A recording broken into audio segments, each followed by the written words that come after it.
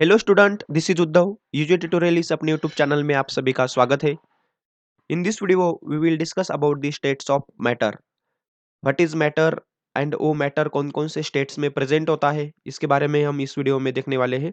तो सबसे पहले हम बात करेंगे मैटर की। What is matter? Matter is anything around us having a mass and volume. हमारे सराउंडिंग में जितने भी चीजें हैं, जितने भी ऑब्जेक्ट है, सब्सटेंस है, ऐसे सब्सटेंस जिनको मास है और वॉल्यूम है, उन सब को हम बोलते हैं मैटर।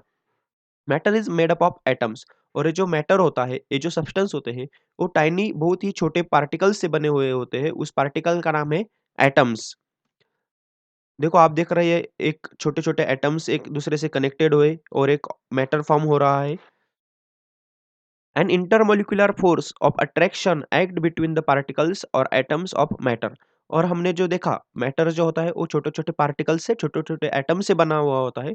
तो एटम को इकट्ठा रखने के लिए एक उनके बीच में फोर्स होता है। आप बाजू में देख रहे हैं हाइड्रोजन बॉन्ड्स बोल के जो फोर्स है, एक दूसरे एटम्स को वो इकट्ठा करके बाइंड करके रख रहा है। तो इसके लिए इंटरमोलिकुलर फोर्स इस मैटर में प्रेजेंट होता है। नेक्स्ट देखेंगे हम स्टेट्स ऑफ मैटर। तो ये जो मैटर होता है वो कौन कौन से स्टेट्स में प्रेजेंट होता है। तो मैटर सॉलिड में प्रेजेंट होता है, आप देख रहे हैं। मैटर लिक्विड्स होता है, मैटर गैसेस होता है। तो इसके बारे में हम वन बाय वन देखेंगे। What is solids, liquids and gases. Now first is solid. हम सॉलिड किसे बोलेंगे? कौन से ऑब्जेक्ट्स, कौन से मैटर सॉलिड होते हैं? The particles of solid are very close to each other and vibrate in fix position. Solid के अंदर जितने भी पार्टिकल्स होते हैं, जितने भी एटम्स होते हैं, वो एक दूसरे के बहुत ही नज़दीक होते हैं, वेरी क्लोज होते हैं एक दूसरे से। और क्लोज होने की वजह से वो एक जगह से दूसरे जगह जा नहीं सकते, लेकिन उनकी उनकी ही जगह में वो क्या करते हैं, वाइब्रेट कर सकते हैं। Intermolecular force is strong. ये एटम एक दूसरे के पास पास है, मतलब क्या है, दो एटम के बीच में जो इंटरमोलिकुलर फोर्स है, वो फोर्स जो एक दूसरे एटम को इकट्ठा करके रख रहा है, वो इंटरमोलिकुलर फोर्स सॉलिड में स्ट्रांग होता है। Solid has a shape of its own. और सॉलिड को खुद का शेप होता है। हम हमारे सराउंडिंग में सॉलिड ऑब्जेक्ट्स देखते हैं। बॉल है, आपका कंप्यूटर है, आपका मोबाइल है, ये सॉलिड है। इनका खुद का एक शेप होता है। Has a definite volume. Solid को खुद का वॉल्यूम होता है। वॉल्यूम मीन्स क्या? Volume is the area occupied by the object. ऐसा एरिया जो उस ऑब्जेक्ट में ऑक्युपाई किया है, उसको बोलते हैं हम वॉल्यूम। उसकी डेंसिटी भी ज़्यादा होती है। सॉलिड में हमने देखा, सॉलिड डेंस होता है, मतलब एक पर्टिकुलर एरिया में जो अमाउंट ऑफ एटम्स होते हैं, वो सॉलिड में बहुत ज़्यादा होते हैं। इसका मतलब क्या? तो इसका मतलब सॉलिड की जो डेंसिटी होती है, वो हाई होती है, बहुत ही ज़्यादा होती है।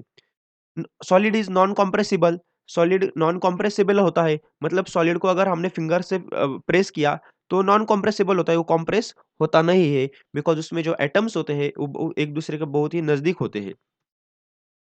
सॉलिड का एग्जांपल से a piece of iron. Iron का अगर पीस है तो उसको आप कंप्रेस करके तो एक नॉन कंप्रेसिबल है, उसकी डेंसिटी हाई है, उसको वॉल्यूम है। तो इस उसको उस पीस को आयरन के हम क्या बोलेंगे? सॉलिड्स बोलेंगे। उसके बाद सेकंड है liquids. States of second state है मैटर की लिक्विड। हमारे सराउंडिंग में वाटर है, फ्यूल है, पेट्रोल, डीजल, ये लिक्विड में प्रेजेंट है। तो हम लिक्विड्स के कुछ कैरेक्टरिस्टिक देखेंगे। हम लिक्विड किसे बोलते हैं? देखो, the strength of intermolecular force is moderate in the liquid state. Liquid में जो इंटरमोलिकुलर फोर्स होता है एटम्स के बीच में, वो मॉडरेट होता है, मतलब बहुत ज्यादा भी नहीं और बहुत कम भी नहीं, मॉडरेटली फोर्स होता है। Though it is not strong enough to fix the particles in a definite position, it is strong enough to hold them together.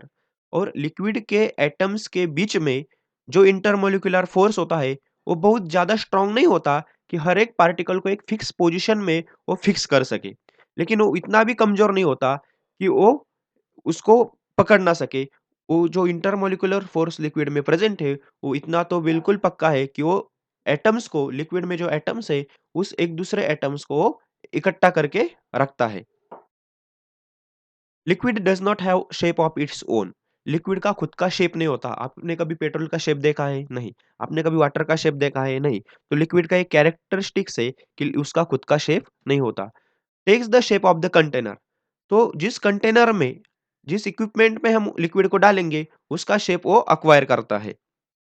Liquid have a definite volume. Liquid को वॉल्यूम होता है, मतलब liquid को जगह लगती है।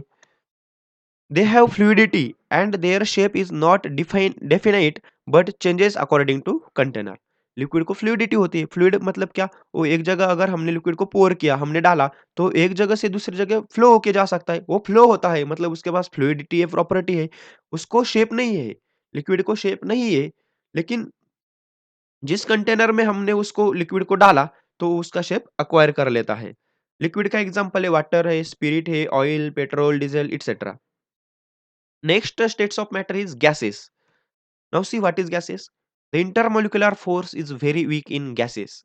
गैसेस में जो मॉलिक्यूल्स होते हैं, गैसेस में जो एटम्स होते हैं, उसमें जो इंटरमोलिकुलर फोर्स होता है, वो बहुत ही वीक होता है, बहुत ही कम होता है। आप देख रहे हैं जो एटम्स है, पार्टिकल्स है गैसेस के, वो बहुत ही दूर-दूर है, because intermolecular force is very weak in the gases.